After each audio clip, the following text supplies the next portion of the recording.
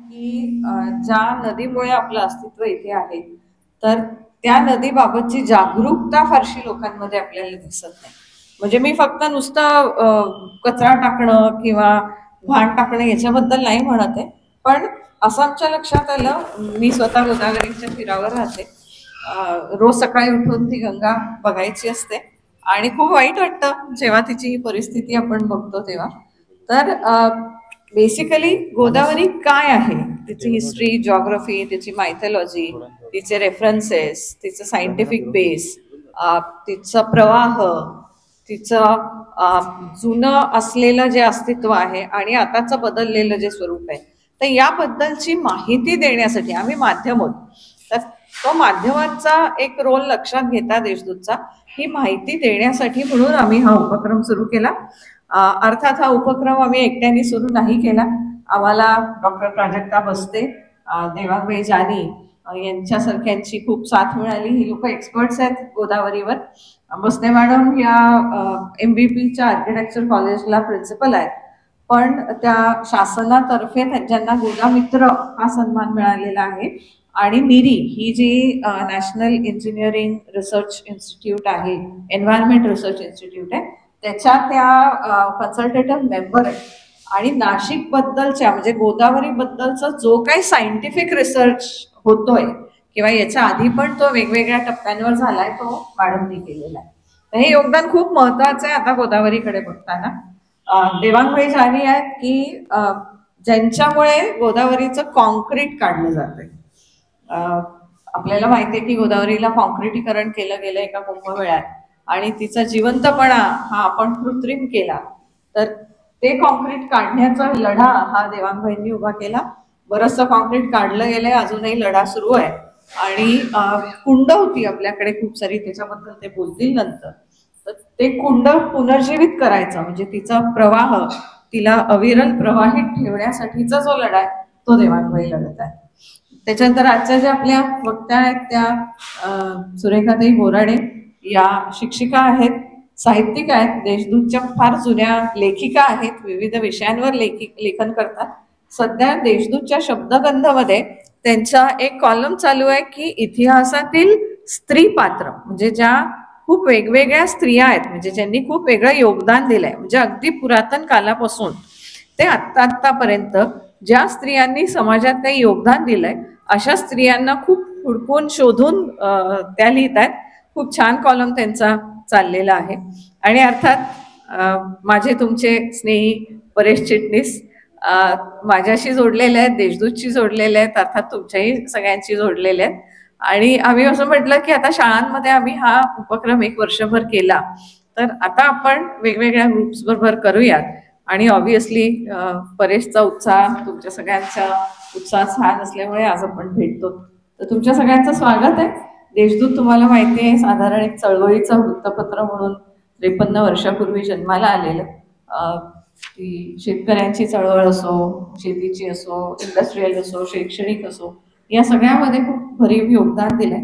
आणि आता गोदावरीसाठी आम्ही पण छोटासा एक वाटा उचललेला आहे आणि तो जागरूकता निर्माण करण्यासाठीचा म्हणून. तर या उपक्रमात तुम्ही सगळेजण आणि रोटरी बरोबर सामील झाला, तुमचं पुन्हा एकदा स्वागत करते. आणि बोराडे मॅडमना विनंती करते की त्यांनी वारसा स्थळ याविषयी त्या प्रामुख्याने मांडणार आहे. मानवी जीवन संस्कृती जी आहे ती बहुतांशा जलकाठावर किंवा जिथे जल आहे तिथेच मानवी संस्कृती बहरलेली आहे. आणि गोदावरी मैयेच्या काठी जिथे तिचं जन्मस्थान आहे तिथे आपलं हे नाशिक वसलेलं आहे. ब्रह्मगिरी पर्वतावर गोदावरी माईचं उगमस्थान, औदुंबर वृक्षाखाली जिथे अगदी पाय सुद्धा ठेवता येणार नाही अशा निबिड अशा छोट्याशा कुंडामध्ये झाला आहे. तिथून प्रवाह सुरुवात झाला आहे गोदावरी माईचा. आणि तिच्या संबंधित जर ऐकायला आवडणार असेल तर सांगायला सुद्धा मला आवडेल की गोदावरी माईचा उगम कसा झाला, पौराणिक दृष्टीने पुराणामध्ये तिचा काय तिच्या उगमाची जी कथा आहे ती जर ऐकायची झाली तर ती सुद्धा मला सांगता येईल. कारण मुलांना अशा रंजक गोष्टी सांगितल्या की मगच रंजकतेतून आपण विज्ञानाकडे किंवा आजच्या स्थितीकडे आपण वळत असतो आणि मग ती जरा लक्षात आपल्या जास्त येतं. तर सगर राजाने अश्वमेध यज्ञ केला होता. अश्वमेध यज्ञ केल्यानंतर त्याने कपिल मुनींच्या आश्रमामध्ये घोडा बांधला. घोडा गेला सगर राजाचा आणि मग सगर राजाची मुलं तो घोडा अश्वमेध यज्ञाचा घोडा घेण्यासाठी तिथे गेले. कपिल मुनी समाधीमध्ये होते आणि त्यावेळेस त्यांची समाधी 60,000 सगर राजाचे पुत्र तिथे आल्यामुळे भंग पावली आणि मग कपिल मुनींनी त्यांना श्राप दिला की त्यांना डोळे उघडताच ते त्या अग्नीमध्ये कपिल मुनींच्या डोळ्यांच्या अग्नीमध्येच ते 60,000 सगर पुत्र मृत्युमुखी पडले. आणि त्यानंतर मग सगर राजा तिथे आला, म्हणाला की माझ्या जे पुत्र आहेत त्यांना आपण उशाप द्यावा, म्हणजे त्यांना मुक्ती मिळणार नाही असं कपिल मुनी म्हणाले होते. मग आता माझ्या पुत्र तर जिवंत होणार नाही पण त्यांना मुक्ती मिळायला हवी. आणि म्हणून मग सगर राजांना कपिल मुनींनी सांगितलं, उशाप दिला की जर गंगा नदी पृथ्वी तलावर आली आणि या 60,000 पुत्रांच्या अस्थिंवरनं वाहिली तर त्यांना मुक्ती मिळेल. त्यानंतर मग आपण पाहिलंच की गंगा नदीला आणणारे जे ऋषी आहेत ते म्हणजे सगर राजाचा पौत्र अंशुमन राजा आणि मग त्याच्यानंतर भगीरथ राजांनी गंगा नदीला प्रसन्न करून आणलं. आणि मग हिमालयामध्ये गंगा नदी शंकराच्या डोक्यावर बसली आणि तिच्यावरनं 60,000 पुत्रांवरच्या अस्थींवरनं ती वाहिली आणि मुक्ती मिळाली. ह्या जरी या पौराणिक कथा असल्या तरी ह्या सगळ्या जलवाहिन्या जीवन संजीवनी इथे आल्या, त्या मानवी संस्कृती त्यांच्या काठी बसल्या आणि त्या बहरत गेल्या. तर जर बघितलं तर जवळजवळ गोदावरीची नदीची जी लांबी आहे ती 1465 आहे भौगोलिक माहिती जर आपण घेतली. आणि 900 मैल ती प्रवास करून ब्रह्मगिरी पासून तर बंगालच्या उपसागरापर्यंत राजमहेंद्रीपर्यंत तिचा प्रवास जो होतो तो 900 मैलाचा होतो जवळजवळ. आणि जगातल्या ज्या इतर नद्या आहेत त्या जर बघितल्या तर 92वा क्रमांक आपल्या गोदावरीचा लागतो.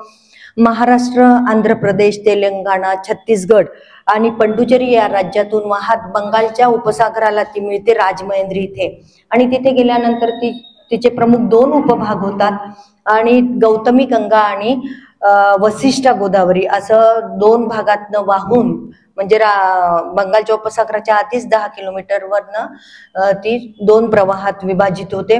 गोदावरीने एकूण जे क्षेत्र व्यापलेलं आहे ते आहे 3,12,812 किलोमीटरचं क्षेत्र व्यापलेलं आहे.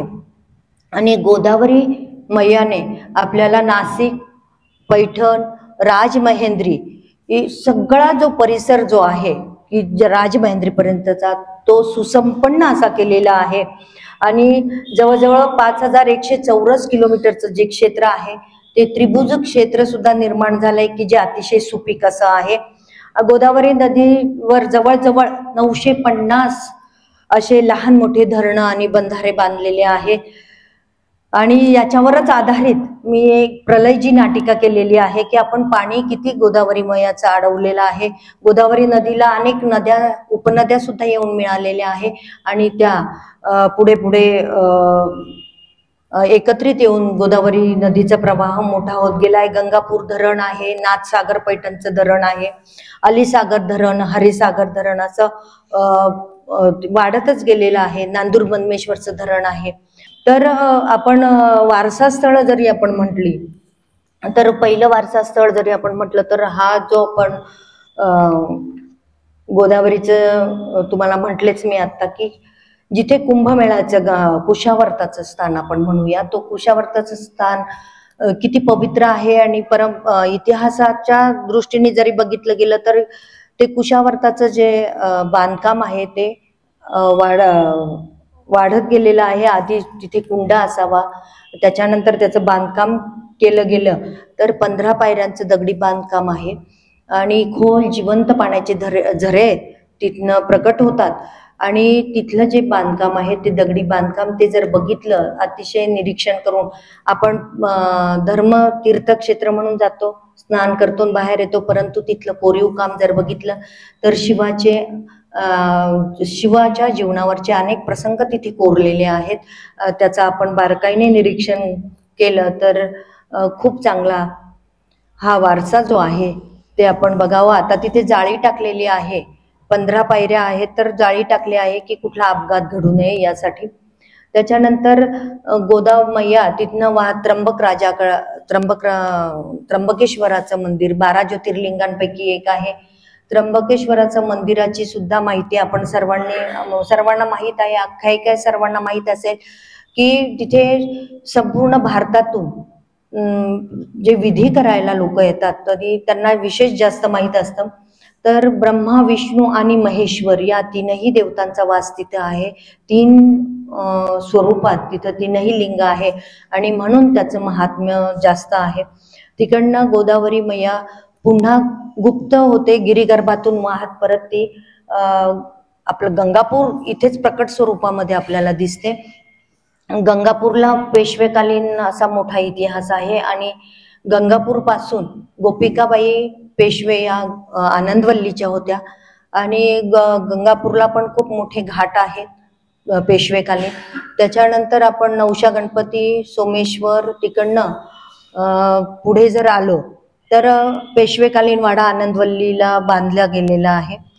रघुनाथरावांना जो पुत्र झाला तर त्या प्रित्यर्थ मग आनंदवल्ली हे नाव ठेवलं गेलं. बऱ्याच अशा आख्यायिका पेशवेकालाच्या सुद्धा. रघुनाथरावाने आनंदीबाईंना पुत्र झाला विनायक नावाचा आणि मग आनंदवल्ली हे नाव ठेवलं. आनंदवल्लीचं नाव दुसरं होतं आधी आणि मग तिथे पेशव्यांचा वाडा सुद्धा आहे. आणि तिकडनं आल्यानंतर आपलं पंचवटी जे आहे तर पंचवटी हे तर प्रभू रामचंद्राच्या वास्तव्याचं ठिकाण म्हणून तर प्रसिद्ध आहेच. त्याबरोबरच इथे सुद्धा अनेक आख्यायिका घडल्या आणि जे आपण वारसास्थळ म्हणू ते आपण बघतोय आणि त्याची जपणूक करणं आपल्याला अतिशय आज वैभवाची साक्ष देत ही वारसास्थळ आपली उभी आहेत की ही गोदावरी मैया आहे याची आपल्याला ओळख पडते. तर 60 फूट घेर असलेलं आणि 70 फूट उंचीचं असं हे पंढरपूरचं विठ्ठल मंदिर जे आहे त्या विठ्ठल मंदिराच्या पार्श्वभूमीवर देव मामलेदार महाराजांचं मंदिर हे बांधलेलं आहे आणि यशवंतराव महाराजांची ही समाधी आहे. तर त्यांचा इतिहास सुद्धा तुम्हाला माहित असेल की देव मामलेदार म्हणजे यशवंतराव महाराज हे इंग्रजांच्या काळामध्ये मामलेदार होते. सटाण्याला ते त्यांच्या जे कामाचं स्वरूप होतं ते तिथं सुरू होतं किंवा मग त्यांचं देव मामलेदार म्हणून काम आपल्या या परिसरामध्ये होतं. तर त्यावेळेस त्यांनी दुष्काळ पडलेला असताना त्यांनी जो सरकारी खजिना आहे, खरा तर तो लोकांचाच असतो पण तो सरकारचा खजिना म्हणतो आपण, तो लोकांना वाटला, अन्नधान्य वाटलं आणि त्याचप्रमाणे त्यांना दैवी शक्ती प्राप्त होती असं म्हटलं जातं. श्री स्वामी समर्थ, गजानन महाराज त्यांचे जे काही भक्त आहेत की ज्यांना पण दैवी शक्ती होते त्यांचा आणि यशवंतराव महाराज यांचा संपर्क होता, विचार विनिमय होते, अध्यात्माची आणि वैज्ञानिक प्रतिष्ठान असलेलं असं हे यशवंतराव महाराजांचं व्यक्तिमत्व होतं. त्यांनी नाशिकला सुद्धा भरभरून विचार दिलेले आहेत आणि त्यांच्या 17 डिसेंबर 1887 महाराजांचं निर्वाण झालं. त्यावेळेस त्यांच्या भक्तांनी एकत्र येऊन हे देव मामलेदार समाधी बांधली आणि ही समाधी बांधल्यानंतर पुराच्या काळामध्ये ह्या समाधीचं खूप नुकसान झालं आणि त्यानंतर परत भक्तांनी एकत्र येऊन हे एवढं मोठं मंदिर बांधलेलं आहे. 1953 साली डॉक्टर केळकर असतील, खूप म्हणजे जर आपण याचा अभ्यास केला तर अतिशय गतकाळ नाही 100 वर्षापूर्वीचं जर नाशिकचं गतवैभव जे आहे ते आपल्या नजरेसमोर येतं आणि जरूर अभ्यासावं असा ह्या सगळ्या वारसास्थळांचा इतिहास आहे. आणि यशवंतराव महाराज पटांगणामध्ये कितीतरी अशा ऐतिहासिक घटना घडलेल्या आहेत की वसंत व्याख्यानमाला तिथे भरते. आशियातील नंबर 1 ची व्याख्यानमाला तिथं आहे. 1 मे पासून ते 31 मे पर्यंत ही व्याख्यानमाला चालते आणि ही व्याख्यानमालाने आताच 100 वर्ष पूर्ण केलेले आहेत. इथे कितीतरी मोठे वक्ते येऊन गेलेले आहे. त्यांनी खूप विचार इथं दिलेले आहेत. असं म्हटलं जातं की आपण 100 पुस्तकं वाचतो, एका वक्त्याचं जर भाषण आपण ऐकलं तर आपण 100 पुस्तकं वाचल्याचा अनुभव आपल्याला येतो, अर्थात चांगला वक्ता असेल तर असे मोठे वक्ते इथं आले आणि त्यांनी आपल्याला एक नवे विचार, नवी प्रेरणा दिली आणि तो ज्ञान यज्ञ अजूनही आपली चालू आहे आणि तो यशवंत महाराज पटांगणावरच आहे. धर्मांतराची मोठी ऐतिहासिक घटना इथे यशवंतराव महाराज पटांगणामध्येच घडलेली आहे की 1828 मध्ये इंदूर संस्थानचे महाराज तुकोजी होळकर जे आहे त्यांना मिस मिलर यांच्याशी त्यांनी विवाह केला आणि त्यांना इथे त्यांचं धर्मांतर करण्यात आलं आणि शर्मिष्ठा म्हणून महाराणींनी इंदोर घराण्यामध्ये प्रवेश केला. यशवंत व्यायामशाळा तिथेच होती. इथे अनेक शरीर सौष्ठव किंवा पैलवानकीचं किंवा व्यायामाचं महत्व आजही यशवंत व्यायामशाळा देते, ती आधी इथेच होती. अशा पद्धतीने इतिहासाची साक्ष देत हे वारसा स्थळ आहे आणि अजूनही तिथे सगळे सांस्कृतिक कार्यक्रम असावेत आणि काहीतरी एक वेगळी शक्ती तिथं निर्माण होते. तर असे जे अभ्यासपूर्व किंवा श्रेष्ठ व्यक्तिमत्व या काठी आपण गोदावरी काठीच निर्माण झालेली आहेत आणि त्यांचं वास्तव्य तिथे होतं म्हणून ही भूमी सुद्धा पावन झालेली आहे. नाशिकचं बालाजीवाले घराण्याचं मूळ पुरुष, बालाजीवाले मंदिराचा विषय मी थोडंसं सांगते, जेवढं मला माहिती आहे तेवढं मॅडम. तर मूळ पुरुष आहे गणपती महाराज. त्यांचं मूळ गाव होतं जुन्नर. तर तिथं पुणसंबे गावचे ते रहिवासी आणि ताम्रवर्ण नदीच्या तीर्थामध्ये स्नान करताना गणपती महाराजांना एक गंडकीची मूर्ती त्यांच्या हाती आली स्नान करताना आणि मग त्यांचे जे पुत्र आहेत तिमय्या यांनी त्या देवाच्या सेवेचे व्रत स्वीकारलं आणि ते देव घेऊन ते नाशिकला आले आणि बालाजीवाले या नाशिकला त्यांनी या संस्थानाची स्थापना केलेली आहे. बालाजी मंदिर हे सुद्धा एक आपला सांस्कृतिक वारसा आहे. आपण बऱ्याच जणांनी बघितलंही असेल. 1771 मॅडम कडनं आपल्याला अजून बारकाईने तो इतिहास मिळेल. वराह देवीचं मंदिर तिथे आहे आणि या मंदिराचा जीर्णोद्धार म्हणजे बऱ्याच आपल्या सगळ्याच मंदिरांचा जीर्णोद्धार वेळोवेळी केला गेला. व्यंकटेशाची मूर्तीचं तिथे गृह प्रवेश झाला. मध्यभागी बालाजीची मूर्ती आहे, उजवीकडे रमेशची मूर्ती आहे आणि डावीकडे लक्ष्मीची मूर्ती आहे. ही जी मूर्ती आहे ती तांब्याची मूर्ती आहे आणि जवळजवळ 50,000चे दागिने या मूर्तीचे आहेत, देवांचे आहेत. या मंदिरात एकही खांब नाही आणि तरी ते सुंदर मंदिर उभं आहे, हे त्याचं वैशिष्ट्य आहे. तर एक दिवस पेशव्यांना पंचवटीत राम जन्मोत्सवाला जायचं होतं, परंतु त्यांना उशीर झाल्यामुळे त्यांनी बालाजी मंदिरातच राम जन्मोत्सव साजरा केला आणि ते अतिशय प्रसन्न झाले आणि सांगितलं जातं की 11 गावांच्या उत्पन्नाचा सनदी त्यांनी या मंदिराला दिल्या.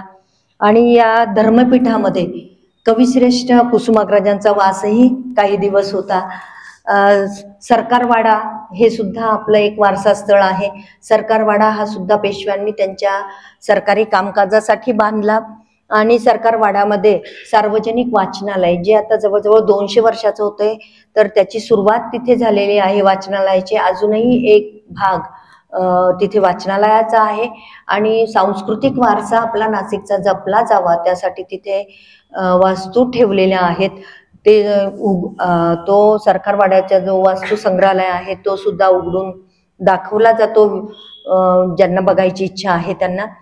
बस्ते मॅडमचं व्याख्यानही मी तिथं ऐकलं होतं सरकारवाड्यामध्ये. नारोशंकराचं मंदिर, परंतु मंदिरापेक्षाही नारोशंकराची घंटा म्हणूनच आपण जास्त ऐकतो. तर 1740 मध्ये हे नारोशंकराचं मंदिर बांधलं गेलं. नारोशंकराचं मंदिर आणि सुंदर नारायणाचं मंदिर, खरं तर गोदा काठावरची ही जी मंदिरं आहेत, 2 मंदिरं, ती कलात्मक दृष्टीने अतिशय शिल्पाचा अतिशय चांगला असा नमुना आहे, कलाशिल्पांचा उत्कृष्ट नमुना आहे. 1739 साली श्रीमंत बाजीराव पेशवे यांचे जे बंधू आहे चिमाजी आप्पा, त्यांनी ठाण्याचा वसईचा जो किल्ला आहे तो वसईचा किल्ला पोर्तुगीजांकडनं जिंकून घेतला आणि तो मराठ्यांच्या दृष्टीने अतिशय मोठा असा विजय होता. आणि तिथे जे वसईच्या किल्ल्याच्या बाजूला जे चर्च होतं तिथे खूप मोठी भव्य अशी घंटा होती आणि त्या विजयाचं प्रतीक म्हणून नारोशंकरांनी ती घंटा हत्तीच्या गळ्यामध्ये बांधली आणि ती आणून इथे नारोशंकराच्या मंदिराच्या दर्शनी भागामध्ये ती लावली. ही घंटा जी आहे ती अतिशय भव्य आहे. काशा हा धातू अतिशय माहीतच असेल तुम्हाला. काशाच्या धातूची ही घंटा आहे आणि तिचा आवाज हा 3 मैलांपर्यंत ऐकू जातो. आपण एवढ्यात ऐकलाय का? पण हा आपला वारसा आहे, हे आपलं मागच्या परंपरेने आलेला आपल्याकडे माहिती आहे. परंतु त्या घंटेचा नाद कसा असावा मॅडम, आपण काही आठवण? लहानपणी आठवत आहे की शिवरात्रीला ती वाजवली जायची, पण अनफॉर्च्युनेटली मॅडम वारसा स्थळांची गोष्ट करतायत, पण आपण असं बघतोय की आपल्याकडे वारसा स्थळ जपण्याचं काही एक ध्यान किंवा एक समज आपल्या समाजाला नाही आहे. आणि त्याच्यामुळे ही जी सगळी स्थळं मॅडम सांगतायत तिथे बघितलं तुम्ही तर फारसा मेंटेनन्स जो व्हायला पाहिजे, म्हणजे जो एक समाज म्हणून मेंटेनन्स व्हायला पाहिजे तो तसा होत नाही. तुम्हाला आश्चर्य वाटेल की ही घंटा आहे ही चोरण्याचा सुद्धा प्रयत्न झाला. म्हणजे आता एवढी मोठी घंटा खरं तर 1-2 व्यक्तींना चोरणं शक्य नव्हतं, तर त्यांनी चिन्नी हातोड्याने त्याचा पार्ट काढून दिला. म्हणजे इतकं तर आपल्याला आपल्या वारसा स्थळांबद्दल हे आहे. आणि मग ते होऊ नये म्हणून त्याला आता जाळीमध्ये बंद करून टाकलंय आणि मग ती जाळीतली बंद घंटा वाजणार कशी? तर ह्या अशा घटना घडलेल्या आहेत ज्या देव अंमलेदार समाधीचा ते उल्लेख करतात. त्याच्या समोर मॅडम अतिशय सुंदर छोटी छोटी मंदिरं होती. देवांगबाई आम्ही खेळलेलो आहे त्या मंदिरांवरती. 5-6 अतिशय सुबक सुरेख छोटे छोटे कळस असलेली मंदिरं तिथं होती. आणि कुंभमेळ्यात जेव्हा कॉन्क्रिटीकरण केलं तेव्हा ती मंदिरं पाडली गेली. मी थोडस इंटरप्ट करते, पण देवांगबाई पण सांगतील की दुतोंड्या मारुती हे एक आताचं नवीन वारसास्थळ तयार झालेलं आहे, आपला रेफरन्स पॉइंट येतो. आणि त्याच्या समोर कुठे नसलेलं सुग्रीवाचं मंदिर आहे घाटात खालती असं. तर हे आपल्यालाच माहिती नाहीये. दुतोंड्याच्या एकदम समोरच्या बाजूला तुम्ही जर का पायरी उतरून खाली उतरलात तर एक छोटसा आतमध्ये जाणार छोटसा सुग्रीवाचं मंदिर आहे. सुग्रीवाचं मंदिर तुम्हाला कुठेही दिसत नाही, माहित आहे तुम्हाला इथे दिसत. तर ह्या अशा खूप अनेक गोष्टी या आपल्या गोदेच्या बाबतीत आहेत ज्याच्यामुळे आपलं जीवन हे त्याच्याशी खूप इंटरलिंक्ड आहे. ते आपण म्हणतो की आहे नदी आमच्या गावात, तर तेवढ्या पुरतं नाहीये ते. आपलं life is so inter related to the river. बरोबर आहे. ह्या वारसा स्थळावरच आपलं जे अस्तित्व आहे, आत्ताचंही आपलं अस्तित्व उभं आहे. मंदिराच्या नारोशंकराचं जे मंदिर आहे त्या मंदिराच्या भोवती कोटावर 4ही बाजूला छत्र्या आहेत. म्हणजे आपण एवढं निरीक्षण करत नाही. आणि बरसाती आहेत आणि मध्यभागी प्रवेशद्वारावर पेशवाई शैलीतले घंटाघर तिथं मध्ये पण बांधलेलं आहे. आणि खरंच एक वेळ जाऊन आपण खरं ते प्रत्यक्षात बघितली पाहिजे नारोशंकराचं मंदिर सुद्धा. आणि हे मंदिर जे आहे मधलं जे मंदिर आहे ते अतिशय चौरंगावर विराजमान झाल्यासारखं असं ती वास्तुशैली आहे. ती खरंच बघण्यासारखी आहे.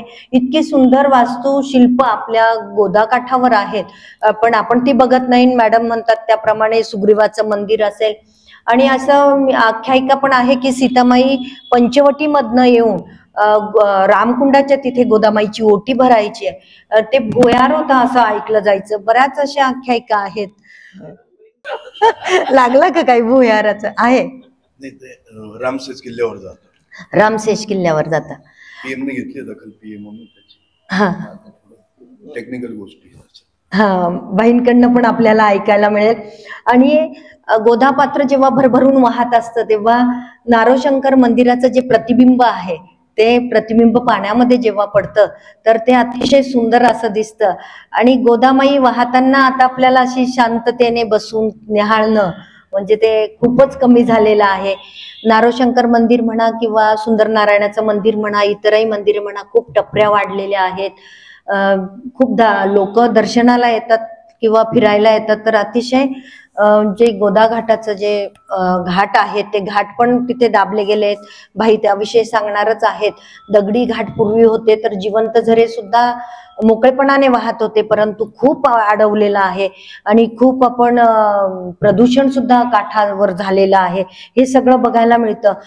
नारोशंकर मंदिराचे जे शिखर, सभा मंडप, अर्ध मंडप अतिशय दर्शनीय आहे. आणि सुंदर नारायण मंदिर आणि नारोशंकराचं मंदिर हे आपण अवश्य सगळ्यांनी बघावं असंच आहे. सुंदर नारायण मंदिराचं सुद्धा आता काम चालू आहे. आणि सुंदर नारायण मंदिर आणि कपालेश्वराचं मंदिर याची आख्यायिका सुद्धा सगळ्यांना माहीत असेल.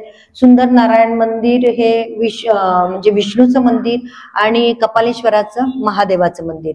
जेव्हा महादेवांकडनं गोहत्येचं पाप झालं आणि ते पाप कसं नाहीसं होणार त्यावेळेस नंदींनी त्यांना सांगितलं की तुम्ही गोदामाईमध्ये स्नान करा म्हणजे तुमचं हे ब्राह्मण हत्येचं पाप नाहीसं होईल. ब्राह्मण हत्या तर ब्रह्महत्या तर ते पाप नाहीसं झालं आणि कपालेश्वराच्या रूपामध्ये महादेव तिथं स्थानापन्न झाले. आणि इकडे सुंदर नारायण विष्णूचं रूप घेऊन सुंदर नारायण जिथे त्याची पण आख्यायिका आहे. ते आख्यायिका नाही पण मंदिर आपण जर बघितलं तर सूर्य 21-22 मार्च जे असतं त्यावेळेस बरोबर सुंदर नारायणाच्या पायावर सूर्यकिरण पडतात. आणि सुंदर नारायण मंदिर म्हणजे विष्णूचं स्थान आणि कपालेश्वराचं महादेवाचं स्थान या दोन्हींमध्ये बरोबर 1 किलोमीटरचं अंतर आहे. आणि त्यावेळी पूल नव्हता, होडीनेच जात येत होते लोक. तरी त्या काळचा स्थापत्य कलेचा उत्कृष्ट नमुना म्हणून सुंदर नारायणाच्या मंदिराकडे बघता येईल. त्याचं कलाशिल्प सुद्धा आपल्याला अनुभवता येईल. इतकं छान आहे. व्हिक्टोरिया पूल नंतर बांधला गेला, अहिल्यादेवी होळकर पूल म्हणून आपण ओळखतो. हा नाशिक मधला पहिला पूल आहे. पंचवटी आणि नाशिकला गावाला जोडणारा हा पूल आहे. काळाराम मंदिर इसवी सन 1790 मध्ये बांधण्यात आलं. पुन्हा आधी मूर्ती होत्या, सीताकुंड, लक्ष्मण कुंड आणि रामकुंडामध्ये सापडलेल्या मूर्ती तिथे स्थानापन्न करण्यात आल्या. आणि पेशव्यांच्या गोपिकाबाईंच्या आग्रहावरून किंवा सांगण्यावरून आपलं ओढ्याचे जे सरदार आहे त्यांनी काळाराम मंदिराची त्यांनी त्या मंदिराची बांधणी केली आहे. सभा मंडप, देखण्या कमानी आणि अत्यंत प्रमाणबद्ध अशा त्या कमानी आहेत, स्तंभ आहेत. परंतु काळाराम मंदिर ढोबळ मानाने बांधलं गेलं असं वास्तुशास्त्रज्ञांचं मत आहे. त्या मानाने नारोशंकराचं मंदिर आणि सुंदर नारायण मंदिर म्हणजे वास्तुकलेचा अतिशय सुंदर असा नमुना आहे.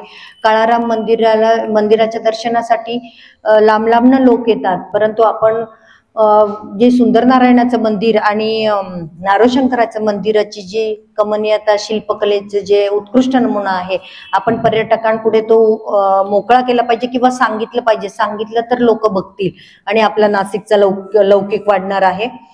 तर 1925 साली आंबेडकरांनी काळाराम मंदिराच्या जे दलितांनाही तिथे दर्शनाला मोकळं काळाराम मंदिर झालं पाहिजे हा जो ऐतिहासिक चळवळ त्यांनी उभारली. आणि 1930 साली मंदिरात राम मंदिर हे सगळ्यांसाठी खुलं झालं. हा जो सत्याग्रह आहे तो सुद्धा खूप गाजला आणि तो नाशिक भूमीत झालेला आहे. त्याच्या अनेक वारसा स्थळं आहे आणि ही वारसा स्थळं त्याचा अभ्यास आपण किंवा ते बघावेत असा मॅडमनी पण आग्रह केलेला आहे आणि ते बघावं. साहित्यिक वारसा जर आपण बघितला तर तो साहित्यिक वारसा सुद्धा गोदामाईच्या काठी खूप बहरलेला आहे आणि तो साहित्यिक वारसा सुद्धा आज आपल्याकडे उपलब्ध आहे आणि तो आपण जपावा. महाकाव्य म्हणून रामायणाचा उल्लेख केला जातो. तर हे रामायण वाल्मिक ऋषींनी गोदामाईच्या काठीच लिहिलेलं आहे आणि रामायण हे 24,000 श्लोक आहेत. त्याच्यामध्ये एक धार्मिकता, पौराणिकता, आपण धार्मिकता सोडली तरी 24,000 श्लोक आणि त्याची जी उत्कृष्ट संस्कृत भाषेमधले 7 कांडांमध्ये या रामायणाची विभागणी केलेली आहे आणि नंतर त्याच्यावर आधारित अनेक रामायणं लिहिलेली गेलेली आहे. रामायण हे रचना छंद शैलीमध्ये रचलेली आहे आणि रामायण हे सुद्धा अतिशय आपलं धार्मिक आणि आपल्यासाठी महत्वाचं अशी ही रचना आहे. त्यानंतर इसवी सन पूर्व 2030 ते इसवी सन 2030 पर्यंत गोदाकाठावर सातवाहन राजांचं राज्य होतं आणि याच्यामध्ये सातवाहन राजा जो होता हल याने त्या काळात आपली कृषी प्रधान संस्कृती आहे ती गोदाकाठावर फुलली बहरली. त्याने जवळजवळ 1 लाख लोकांच्या कविता त्यांनी गोळा केलेल्या आहेत आणि त्याची गाथा सप्तशती हा प्राकृत मधला खरं तर पहिला ग्रंथ आहे आणि कवितांची रचना म्हणजे गोदावरी मैयाच्या काठी साहित्य बहरलं तर त्याचीच ही साक्ष आहे. गाथा सप्तशती आज सुद्धा उपलब्ध आहेत. अतिशय सुंदर अशा कविता त्याच्यामध्ये आहेत. त्या काळचं सातवाहन काळातलं श्री गोला म्हणजे श्री गोदावरी असं नाणं लिहिलेलं नाणं सुद्धा आज उपलब्ध आहे. तो सुद्धा आपला एक वारसा आहे. संत एकनाथांचं साहित्य पैठणला गोदामय्याच्या जलावरच बहरलं आणि कविश्रेष्ठ कुसुमाग्रजांचं साहित्य सुद्धा इथेच बहरलं आहे. गरजा जय जयकार म्हणा कणा कविता आणि ही कणा कविता गोदावरीच्या जलावरच आपल्याला लाभलेली आहे आणि आजही आपल्या नाशिकचा कणा सगळ्याच दृष्टीने ताट कसा राहील त्याचा आपल्याला या स्थळांनी आपल्याला ही देणगी आहे. ही वारसास्थळ आपण जपूया आणि पुढे जाऊया. शालिवाहन शके हे सुद्धा सगळ्या भारतीय हिंदुत्वाला वैदिक धर्माला किंवा हिंदुत्वाला जे शालिवाहन शके हे शक जे प्राप्त झालं आहे कालगणनेचं ते सुद्धा आपल्याला या गोदाकाठीच मिळालेलं आहे. हा सगळा वारसा आपण जपूया. तो वास्तू स्वरूपातला असेल साहित्य स्वरूपातला असेल तो घेऊन आपण पुढे वाटचाल करूया आणि अजून दैदिप्यमान वारसा आपण गोदाकाठी निर्माण करूया. आज खूप छान उपक्रम इथे आपण केलेला आहे. मला इथे बोलण्याची संधी दिली त्याबद्दल मी देशदूत परिवाराचे धन्यवाद व्यक्त करते. Good morning. First of all, thank you Vaishali ma'am for calling me back again. And I welcome my colleague Devang Bhai, Madam Borade Madam, Paresh sir for being here. It's nice to be with you. सगळ्यांबरोबर थोडं आता 1-2 मिनिटं बोलण्यासाठी 2 ते 3च मिनिटं मी बोलू इच्छिते. मला एवढं सांगायचं आहे की माझं काम जे भूजलावर आहे ते संवर्धन करण्यासाठी ही आता आपल्या नाशिककरांची एक मोठी जबाबदारी आहे.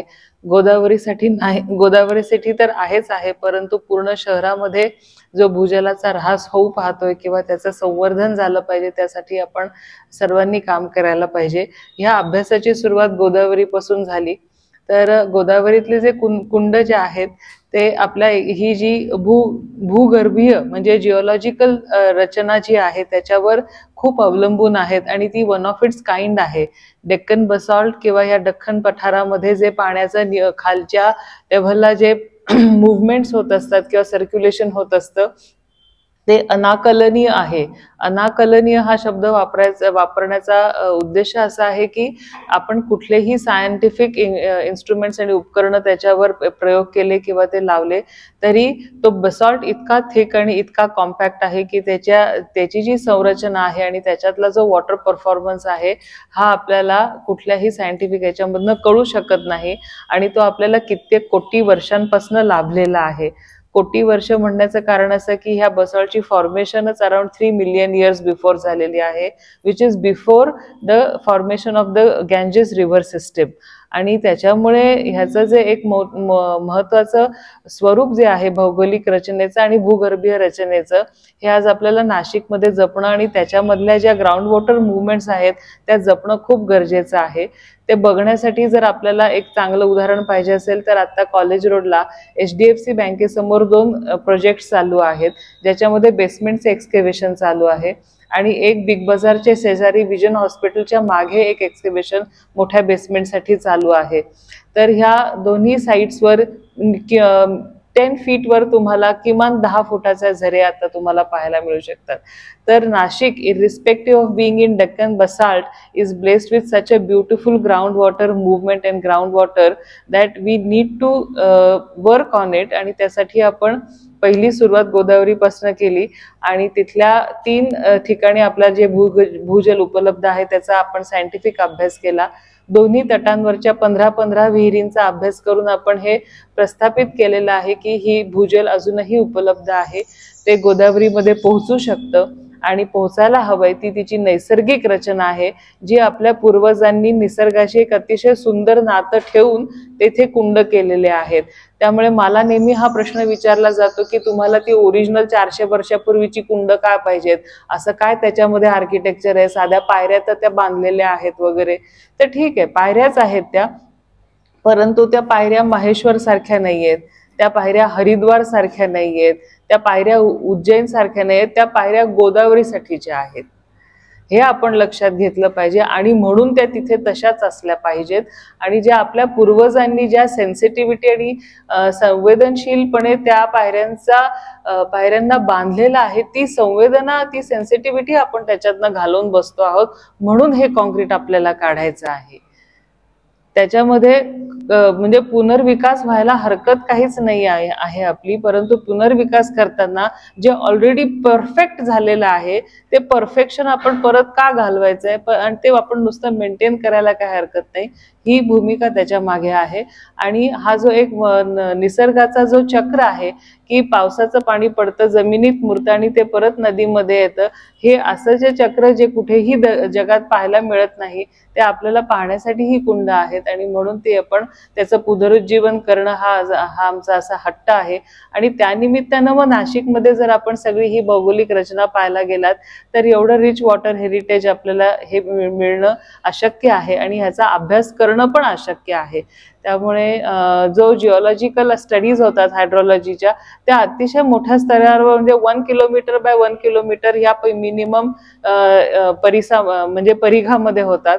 आणि इथे आपल्याला 500 मीटर बाय 500 मीटरच्या प्लॉटमध्ये ते जिओलॉजिकल परफॉर्मन्सेस बदललेले दिसतात. त्यामुळे हा जो एक मिन्यू स्केल किंवा छोटे सूक्ष्मपणे ह्या नैसर्गिक संसाधनाचा अभ्यास आणि त्याची सेन्सिटिव्हिटी ठेवली पाहिजे, ही आता आपले म्हणजे एक मोठी जबाबदारी नाशिककरांवर आहे. त्यासाठी आपण काम करायला पाहिजे, हे एक आहे. आणि दुसरं, नागरिक म्हणून मला तुम्हाला अपील करायचंय की आता सिंहस्थ कुंभमेळा येतोय आणि त्यासाठी ज्या काही योजना होणार आहेत त्या योजनांबद्दल आपण सतर्क राहणं खूप आवश्यक आहे.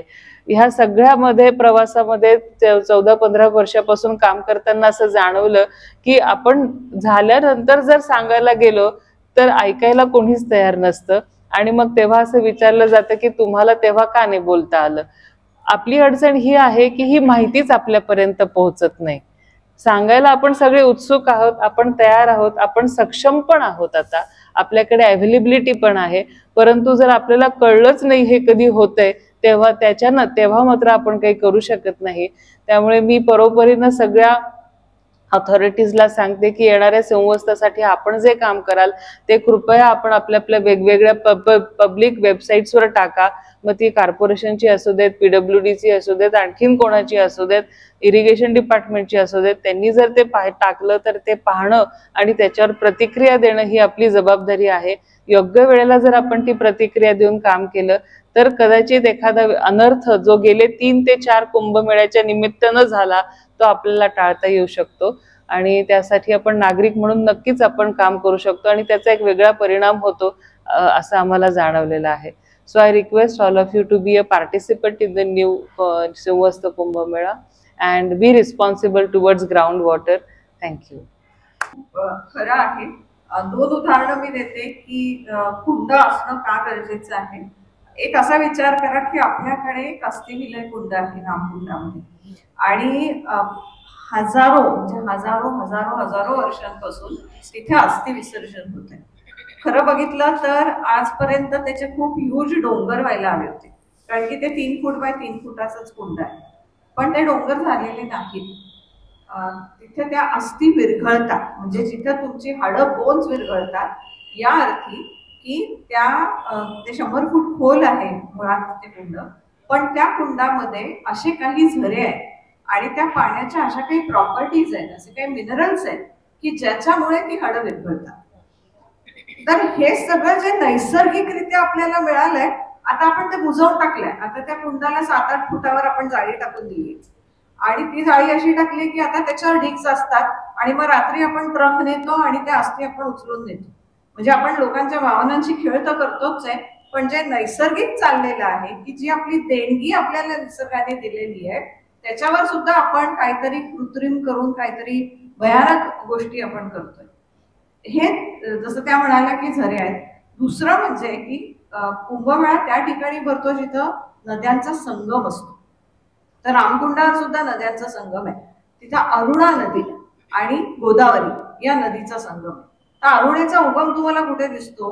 तुम्ही जर का ते आता जे नवीन स्ट्रक्चर केलंय गोमुखाचं, की ज्यातनं तुम्ही ऍक्च्युली त्या गोमुखात सांगायला नको पण नळ आहे आतमध्ये, नळातनं पाणी येते. तर त्या गोमुखाच्या खालच्या बाजूला जे दगडांच्या फटी आहेत त्या दगडांच्या फटींमधनं ती वरुणा नदी येते. आणि रामकुंडाच्या पायऱ्यांवरती पूर्वी ते पाणी असं ओझरताना दिसायचं. म्हणजे मॅडम जे म्हणतात की ही कुंडांची रचना का होती, तर ती तेवढ्यासाठीच होती की जे नैसर्गिक येणारं पाणी आहे वेगवेगळ्या नदी नाले झरे या स्वरूपात ते येऊन गोदावरीला मिळत होतं. तर इतकं उघड गोष्टी या लहानपणी आम्ही पण बघितलेल्या आहेत. पण आता आपण त्या जसं त्या म्हणतात की खूप त्याचं एक भयानक स्वरूप करतो. पण मला वाटतं याच्यावर जास्त देवांगबाई छान आणखी सांगू शकतील. हो प्लीज. काय ती खराब होते, घाण होते, प्रदूषित होते. साधू संतांची आंघोळ झाल्यानंतर साधू संत सगळे जे सज्जन लोक आहेत ती आंघोळ करून गेल्यानंतर ती नदी जी आहे ती दूषित होते, प्रदूषित होते आणि तिला शुद्ध होण्याकरता ती मुल्हेरला उगम पावते. आणि मुल्हेरला जे उद्धव महाराजांचं समाधीस्थान आहे त्या ठिकाणी तिचा पदस्पर्श होतो आणि मग ती शुद्ध झाली. तर ती जी कॅपलेरी जी आहे की त्या आता त्यांनी एक विषय काढला की तो 12 वर्षाचा जे सिंहस्थाचा विषय काढला. तर ती जी पाण्याची मुवमेंट जी होते ना 12 वर्षानंतर ती शेवटी मुल्हेरपर्यंत जाते आणि मुल्हेरून परत ते स्ट्रक्चर जे आहे मॉलिक्युल स्ट्रक्चर जे आहे ते परत ते व्यवस्थित होऊन परत ते गोदामध्ये येतं. त्याच्याबद्दल एक तो अभ्यास करण्यासारखी गोष्ट आहे. ऑब्झर्वेशन झालं पण ते का होतंय ते निकळलं नाही कळत ते. नॅचरल फिनॉमेना आपल्याकडे खूप आहेत. 1789 ला जेव्हा भीषण दुष्काळ वगैरे पडलेला होता त्यावेळेस अख्ख्या नाशिककरांना म्हणजे थेट ग्रामीण पट्ट्यापर्यंत पाणी पुरवायचं काम हे लक्ष्मणकुंडांनी केलेलं असा गेझेटरमध्ये उल्लेख आपल्याला सापडतो. आता दक्षिण वाहिनी गोदावरी, दक्षिण वाहिनी गंगा, दक्षिण काशी हे दक्षिण दक्षिण दक्षिण आणि दख्खन असा वारंवार उल्लेख येतो. तर दक्षिण वाहिनीच का? तर आपण जर सुंदरनारायण मंदिरापासून किंवा विक्टोरिया ब्रिज पासून आपण जर पाहिलं तर पश्चिमेकडून पूर्वेकडे गोदावरी नदी येते आणि दक्षिणेकडे वळते. म्हणजे तो बेंड जो आहे साऊथ बेंड म्हणजे दक्षिण दिशेला जो वळते तो भाग म्हणजे धनुष्यकुंड. म्हणजे पश्चिमेकडून पूर्वेकडे आली या पद्धतीने आणि दक्षिणेकडे वळली तो भाग म्हणजे धनुष्यकुंड. आता जर तुम्हाला सायंटिफिकली जर पाहिजे असतील त्याचे व्हायब्रेशन वगैरे किंवा मॅग्नेटिक पॉवर वगैरे जर फील करायची असेल तुम्हाला, काही लोकांना कळतं काही लोकांना कळत नाही. म्हणजे आता आम्ही कपालेश्वर मंदिरात जातो पूजा करायला, काही लोकांना ते फील होणार नाही, काही लोकांना होते ते फील. तर मॅग्नेटिक पॉवर जर आपल्याला मशिनरीने जर तुम्हाला फील करायची असेल ती, तर तुम्ही तिथं जर आपले जे काही त्याचं स्पेसिफिक नाव आठवत नाही त्या मशीनचं तिथं लावलं तर मॅग्नेटिक पॉवर तुम्हाला मॅक्सिमम धनुष्कुंडाच्या इथं तुम्हाला फील करायला. मग ते कसं टेली होतं? तर अहिल्याराम व्यायामशाळा नाशिक शहरातली पहिली व्यायामशाळा, सन 1925 ची स्थापना. त्या काळामध्ये कोल्हापूरचे पैलवान हे एकदम रगड आणि एकदम कसलेले होते. त्यांना टक्कर देणारे अहिल्याराम व्यायामशाळेतले पैलवान होते. आता अहिल्याराम व्यायामशाळेतले जे पैलवान होते त्यापैकी एक मॅडमला आठवत असेल मोहन प्यारे होते, असे मुच्छड वगैरे. आणि महापूर वगैरे आला किंवा पूर आला का राम सेतूवरून पहिली उडी मारणार म्हणजे मोहन काका. विक्टोरिया पुलावरून पण उडी मारायचे. एकमेव माणूस असा होता नाशिक शहरामध्ये. म्हणजे या निमित्ताने आपण अशा व्यक्तींचं स्मरण केलं गेलं पाहिजे, तर त्या व्यक्तींचं धाडस पहा. त्या काळात तर कॉन्क्रिटायझेशन पण नव्हतं, नदीचा प्रवाह विराट होता, फ्लो प्रचंड होता, भवरे होते, म्हणजे डायरेक्ट माणसाला खाली ओढून घ्यायचे. चक्री म्हणायचो ना आपण त्याला, म्हणजे आपले लोकल भाषेमध्ये चक्री म्हणायचो. मग त्या प्रकारे मग जोर अजमाईश करायची ना, आता कुठला पैलवान रगड आणि कुठला पैलवान कसलेला, त्याला धनुष्कुंडात यावं लागायचं त्याचं प्रमाण देण्यासाठी. धनुष्कुंडात आम्ही त्यावेळेस लहान होतो, शाळेत होतो, जस्ट एक नवीन ते म्हणतात जोर बैठका वगैरे शिकायचो. त्यावेळेस वेट लिफ्टिंग वगैरे नव्हतं त्या काळामध्ये, तर जोर बैठका मारायचो, ते शिकवायचे मोहन काका वगैरे. बाकी आय थिंक दीक्षित होते, बाबूराव दीक्षित होते त्यावेळेस आम्हाला व्यायाम मास्टर वगैरे. मग हे पैलवान वगैरे ज्यावेळेस धनुष्कुंडामध्ये उभे राहायचे, तर 30 ते 40 सेकंद जो पैलवान टिकला तो पक्का पैलवान. आणि आमच्यासारखे जे 7वी 8वीतले पोरं वगैरे होते ते 5 ते 7 सेकंदामध्ये रामकुंडात फेकले जायचे. आत्ता पाणी सोडलेलं आहे, तुमच्या सोडून अजून 3-4 दिवस आय थिंक डेम डिस्चार्ज आहे. कॉन्क्रिटायझेशन झालेलं आहे, सर्व डिस्टर्ब झालेले, इकोसिस्टम अख्खी नदीची डिस्टर्ब आहे.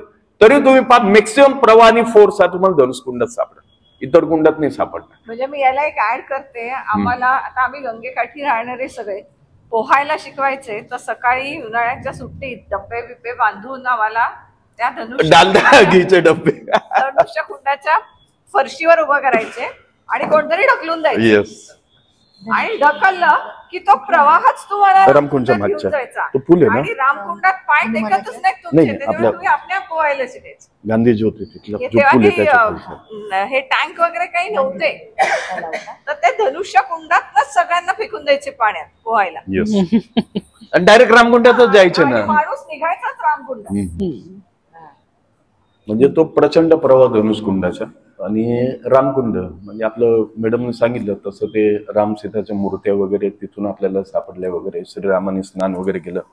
आता सिंहस्थ कुंभमेळा त्या रामकुंडावरच का भरतो? जिथं संगम आहे ना तिथंच कुंभमेळा आहे. आपल्याकडे सिंहस्थ आहे, इतर ठिकाणी कुंभ आहे, काही ठिकाणी अर्ध कुंभ आहे, आपल्याकडे पूर्ण कुंभ.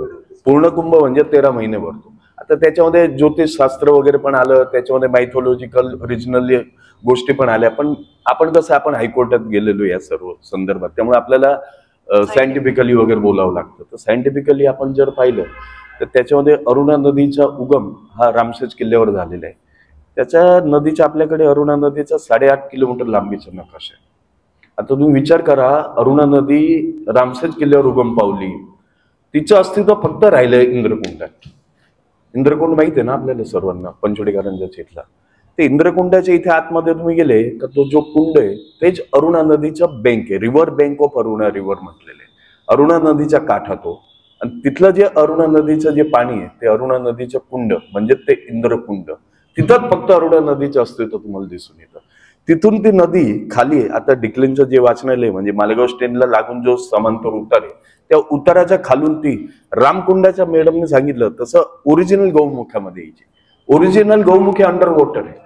हे महापालिकेने भाविकांच्या सोयीसाठी केलेलं ते जलकुंभातलं पाणी वगैरे शुद्ध जल उपलब्ध करून देण्यासाठी. आणि तिथून ती अरुणा नदी यायची. अरुणा आणि गोदावरी नदीचा झालेला संगम, दक्षिण वाहिनी झालेली गोदावरी, दक्षिण वाहिनी झालेली गोदावरी, अरुणा गोदावरी नदीचा संगम तो झाला रामकुंडात. त्यामुळे रामकुंडाच्या तटावर सिंहस्थ कुंभमेळा भरतो. त्यामुळे साधू संत महंत किंवा आपल्यासारखे जे भाविक असतील किंवा भारतभरातले लोक असतील, त्यांचा हट्ट हा असतो की आम्ही रामकुंडात स्नान करणार. त्याचं कारण असं आहे की त्याला एक सायंटिफिकल किंवा मायथॉलॉजिकल त्याला इम्पॉर्टन्स आहे. जसं पुढच्या अस्थिवलय कुंड, मग पुढचा सीताकुंड, अहिल्यादेवी होळकर कुंड, सारंगपाणी कुंड, दुतोंड्या मारुती कुंड आणि 5 देऊळ कुंड. आता आपण बॉम्बे हायकोर्टामध्ये एक PL दाखल केलेली होती, पब्लिक इंटरेस्ट लिटिगेशन. त्या PL मध्ये उद्दिष्ट असं होतं, या महान व्यक्तीने जे 17 पुरातन कुंड बांधली इसवी सन 1700च्या आसपास, त्याचा सविस्तर उल्लेख बॉम्बे प्रेसिडेन्सी नाशिक गेझेटर सन 1883 मध्ये आलेले आहे. ब्रिटिशरांनी इतकं सुंदर करून गेले, त्यामुळे हे 5 कुंडातलं कॉन्क्रीट निघू शकलं, त्या आधारे निघालं. त्याच्यामध्ये कुंडांचे निर्माण करते, कुंडांचं भौगोलिक रचना म्हणजे त्याची लांबी रुंदी वगैरे, कुंडांचं धार्मिक महत्व, ऐतिहासिक महत्व ते त्याच्यामध्ये नमूद आहे. तर त्याच्यामध्ये त्यानुसार आपण ती PL दाखल केलेली होती. त्याचा निकाल आपल्या बाजूने लागला. निकाल लागल्यानंतर खूप त्याच्यामध्ये खल वगैरे झाला, खूप विरोध प्रत्यारोप वगैरे सर्व झालं. आणि पहिल्या टप्प्यामध्ये 5 कुंडातलं सिमेंट कॉन्क्रीट काढलं आपण. सिमेंट कॉन्क्रीट काढल्यानंतर आपण एक तिथे ट्रायल बोर घेतलेला होता अहिल्यादेवी होळकर कुंडाच्या इथे. त्या ट्रायल बोर मध्ये 80 फुटाला 1.5 इंच पाणी लागलं. 80 फुटाला 1.5 इंच पाणी लागल्यानंतर पण काहींचं समाधान होत नव्हतं, कारण की विरोधी हे प्रखर होते. कारण की आपलं रामकुंडाचा इतिहासच तसा आहे का विरोध आणि संघर्ष केल्याशिवाय यश मिळत नाही. कारण की शैवपंथी म्हणा वैष्णवपंथी म्हणा दोघांमधले जे वाद होते ते वाद तुम्ही पाहिलं तर किती म्हणजे त्या काळामध्ये मोठ्या प्रमाणात खून खराबा वगैरे झालेला होता आणि 2 भाग वेगळे करावे लागले पेशव्यांना. त्यानंतर तुम्ही पाहता गोदा आरतीचा वाद तुम्ही बघताय. आता मी पण ती मानसिकता करून घेतली आहे का रामकुंडावर मनशांती मिळणार नाही. मनशांती पाहिजे असं तर कपालेश्वर मंदिरात मिळेल तेवढी पूजापूर्ती करायची. इथं आपल्याला संघर्षच करावा लागल, वेळ प्रसंगी अंगावर जावं लागल, अंगावर घ्यावं लागल, त्याशिवाय आपल्याला यश मिळणार नाही. आता तिथे समाधान होत नव्हतं. आता करावं काय.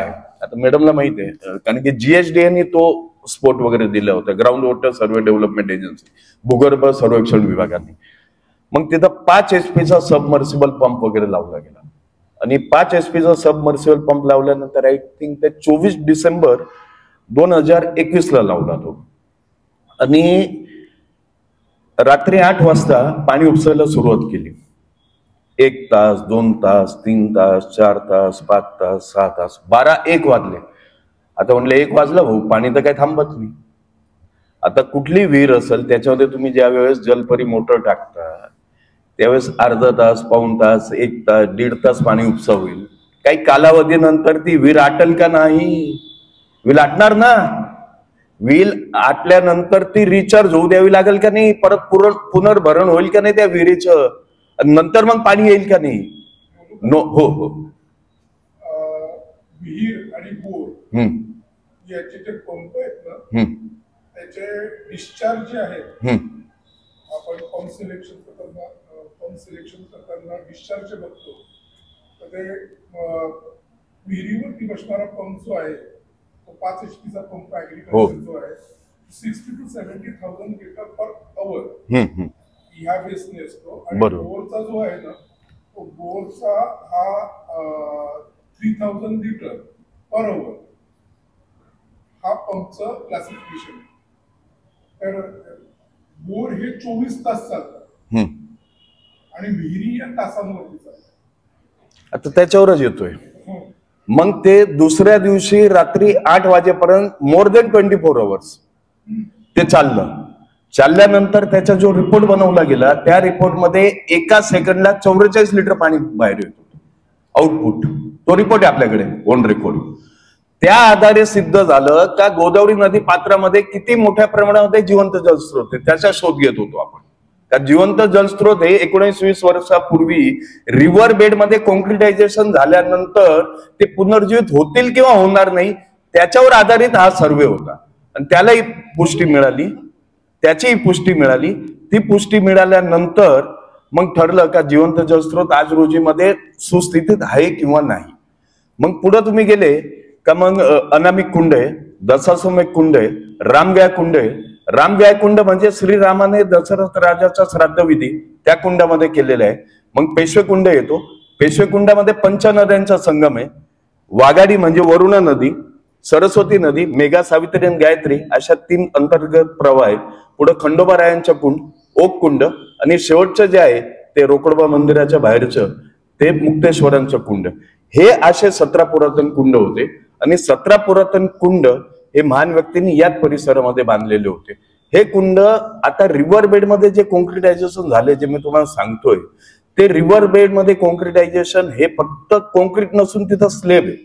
जो आपण एखादी बिल्डिंग बांधताना जो टोपला जो स्लेब टाकतो त्या पद्धतीने बॉटमला टाकलेला स्लेब आहे. त्याच्यामध्ये स्टील वगैरेचा वापर वगैरे केलाय.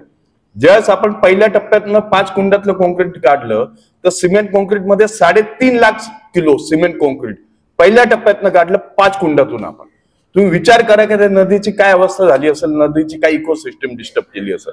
त्यानंतर 1.5 वर्ष लागले मला, 1.5 ते 2.25 वर्ष. इन बिटवीन 2 मोठे आंदोलन करावे लागले. त्यानंतर उर्वरित जे सिमेंट कॉन्क्रीट होतं मॅडम, उर्वरित म्हणजे स्टील वगैरे काही साईडला राहिलेलं होतं, उर्वरित सिमेंट कॉन्क्रीट वगैरे जे होतं ते 1.5 लाख किलो आपण परत काढलं. म्हणजे एकूण 5 कुंडातनं 5 लाख सिमेंट कॉन्क्रीट आपण ते काढलं आणि 5 कुंडांचा श्वास आज 100% तर नाही म्हणणार, पण 90 ते 95% आपण तो मोकळा केलेला आहे. आता उर्वरित 12 कुंडांमध्ये सिमेंट कॉन्क्रीट हे शिल्लक आहे आणि त्यासाठी आपला संघर्ष आता पुढच्या दिशेने सुरू आहे. त्यासाठी प्राजक्ता बस्ते मॅडमचे मी विशेष धन्यवाद देईल, का त्यांनी त्यावेळेस टेक्निकल रिपोर्ट बनवलेला होता.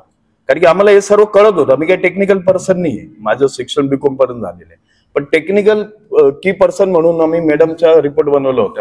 त्यामुळे मॅडमनी जसं सांगितलं, लेफ्ट बँक आणि राईट बँक वरच्या ज्या विहिरी ज्या ग्राउंड वॉटरवर आधारित आहे त्याचा जो सर्वे वगैरे केलेला होता, त्यानंतर असं लक्षात आलं मॅडमच्या रिपोर्ट नंतर, मॅडम आणि डॉक्टर राजेंद्र सिंग यांच्याशी चर्चा केल्यानंतर एक गोष्ट अशी लक्षात आली का जिवंत झरे म्हणजे असे काही जमिनीतून बाहेर येत नाही, ते रॉक फ्रॅक्चर्स मधून बाहेर येतात. आणि नाशिकची जी गोदावरी नदी आहे त्या गोदावरी नदीचं जे भौगोलिक जी रचना आहे त्या रॉक फ्रॅक्चर्सवर आधारित आहे. आणि यासाठी आपल्याला जे ज्ञान वगैरे दिलं किंवा जी काही आपल्याला एक विजन दिलं किंवा असं काम करण्याची शक्ती दिली, ते आमच्या घरामध्ये एक उमातीर्थ नावाचं कुंड आहे, त्या कुंडाद्वारे दिली. आता 1 मिनिट मी तुम्हाला सांगतो. बरोबर, टोटली भरलेलं आहे. याच्यामध्ये आपण एक जलपरी मोटर वगैरे इन्स्टॉल केली. जलपरी मोटर इन्स्टॉल केल्यानंतर पाणी उपसायला आपण सुरुवात केली. एका ठराविक कालावधीनंतर खाली गेल्यानंतर रॉक फ्रॅक्चर्स म्हणजे जे रॉक मधल्या ज्या फटी वगैरे असतात त्या फटी वगैरे ओपन होतात आणि ओपन झाल्यानंतर कुंड परत भरायला सुरुवात होते. या पद्धतीने ती भौगोलिक रचना आपली सर्व कुंडांची, आपल्या ज्या प्रायव्हेट प्रॉपर्टीमध्ये एवढ्या मोठ्या प्रमाणामध्ये मुबलक प्रमाणामध्ये जिवंत जलसाठा असेल, ते किती कंट्रोल लेवल असेल मॅडम आपली रामकुंडापासून वरती किती फूट असेल? 3 मीटर वर असेल, जास्त असेल. हा बॉटम पासून ठेव. हा म्हणजे एवढ्या मोठ्या प्रमाणामध्ये जिवंत जलस्रोत असताना, म्हणजे गोदावरी नदी मुळात ही स्वावलंबी नदी, तिला आपण गंगापूर धरणाच्या पाण्यावर परावलंबी केले. आता गंगापूर धरणातून पाणी सोडलंय त्यामुळे आपल्याला स्वच्छ सुंदर मस्त वाटतंय. पण ज्या वेळेस एप्रिल मे मध्ये पाणी थांबल, स्टॅग्नंट वॉटर होईल, त्यानंतर काय दुरवस्था होते ते आपल्या सर्वांना माहित नाही. जास्त काही वेळ घेत नाही. धन्यवाद. जय हिंद, जय महाराष्ट्र. हे सगळं सांगायचं हेच आहे की आता आपल्याला जागरूक होऊन आपल्याला ऍक्टिव्ह होणं आपल्या नदीच्या बाबतीत आणि पुढच्या पिढीला ती जागरूकता देणं आणि त्यांना ऍक्टिव्ह करणं खूप गरजेचं आहे. परेश. नमस्कार. रोटरी क्लब नाशिक वेस्टच्या वतीने सर्वप्रथम हा सुंदरसा कार्यक्रम, एवढं नॉलेज शेअरिंग ज्याच्यात झालंय आज, त्याचं आयोजन करण्याच्या साठी डॉक्टर वैशाली बालाजीवाले यांचे मी आभार मानतो की सफर गोदावरीच्या निमित्ताने हे सगळे एवढं ज्ञान असलेले आणि एवढं काम करत असलेल्या लोकांच्या कडून आम्हाला फर्स्ट हँड एवढं नॉलेज मिळालं, अवेअरनेस झाला.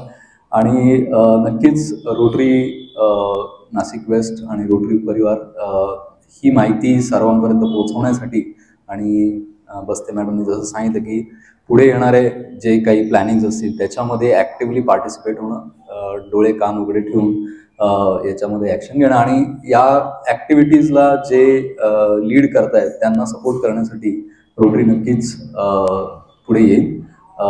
मी आज उपस्थित असलेल्या सर्व वक्त्यांचे, बोराडे मॅडम, प्राजक्ता बस्ते मॅडम आणि देवांग जानी सर, सर्वांचे आभार मानतो. उपस्थित सर्व रोटरी सभासद आणि सर्व श्रोत्यांचे आभार मानतो.